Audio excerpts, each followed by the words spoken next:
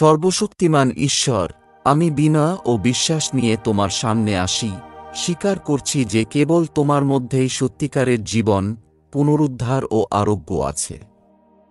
স্বর্গীয় পিতা, আমি আমার আত্মাকে তোমার হাতে সমর্পণ করছি, তার সব ক্ষত, বেদনা এবং স্মৃতিসহ, যা এখনও আমাকে ভারাক্রান্ত করে রেখেছে। যীশু খ্রিস্টের নামে আমি ঘোষণা করছি যে তাঁর অমূল্য রক্ত, যা ক্রুশে প্রবাহিত হয়েছিল, যথেষ্ট প্রতিটি পাপ ধুয়ে দিতে, প্রতিটি অভিশাপ ভেঙে ফেলতে এবং পূর্ণ স্বাধীনতা এনে দিতে। প্রভু, করুণাময় মেষশাবকের রক্তে আমার মন, হৃদয় এবং আত্মাকে ধুয়ে দাও এবং শত্রু যে প্রতিটি বেদনার চিহ্ন রেখে যেতে চেয়েছিল তা মুছে ফেল। যীশু, তুমি আমার দুর্বলতাগুলো বহন করেছ এবং আমার আঘাতগুলো নিজের উপর নিয়েছ।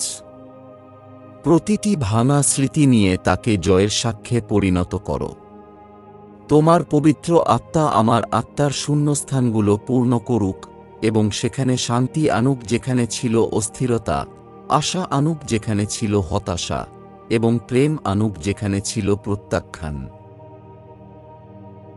আমি ঘোষণা করছি যে যিশুর রক্তের শক্তির মাধ্যমে আমার আত্মা এখন পুনরুদ্ধার হচ্ছে। আর কোনো অভিযোগ, কোনো ক্ষত বা অতীতের কোনো বোঝা আমার উপর আর কর্তৃত্ব করবে না। আমি পরিষ্কার, মুক্তিপ্রাপ্ত এবং গোলগোথার বলিদানের মাধ্যমে পুনরুদ্ধার প্রাপ্ত। প্রভু, আমার হৃদয়ের সেই লুকানো স্থানগুলো স্পর্শ করো যা কেবল তুমি জানো। শোকের পরিবর্তে আনন্দের তেল ঢেলে দাও এবং হতাশ আত্মার পরিবর্তে প্রশংসার বস্ত্র পরিয়ে দাও। আমাকে নতুন পথে পরিচালিত করো এবং আমার পদক্ষেপগুলোকে দৃঢ় করো সেই অটল শিলার উপর, খ্রিস্ট।